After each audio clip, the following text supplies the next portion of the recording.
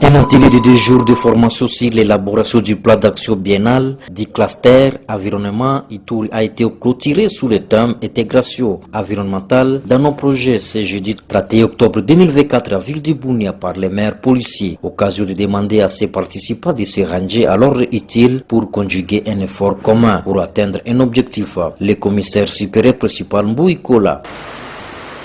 Je me permets aussi de dire que vous êtes maintenant en mesure de faire un lien entre planification stratégique et gestion axée sur les résultats même dans les rapports de mise en œuvre de programmes d'activité.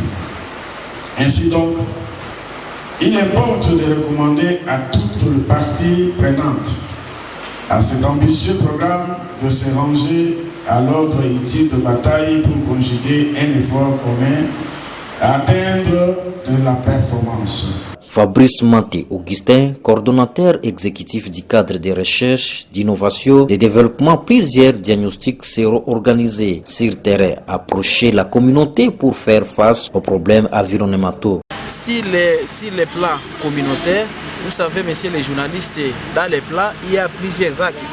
Par exemple, il y a l'axe de recherche et communication.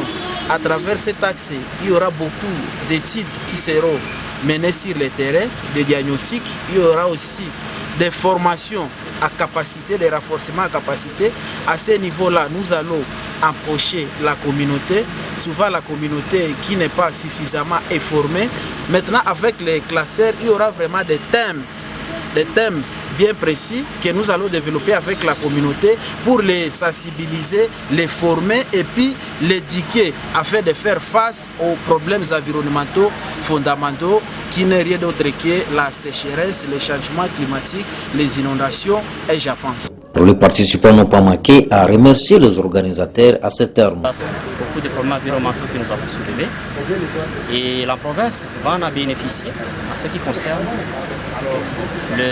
les différents risques qui courent au niveau de différentes activités, que ce soit anthropique, les changements climatiques, mais aussi d'autres aléas environnementaux. Je peux dire que ça apporte changement parce qu'il y a d'autres organisations qui ne sont pas capables de se faire un tel plan. Durant ces 2 jours, les participants ont planifié les différents axes qui feront l'objectif du plan stratégique de l'année 2025-2028. Notons que l'atelier a été organisé par la coordination provinciale de l'environnement en collaboration avec Troquer Cluster.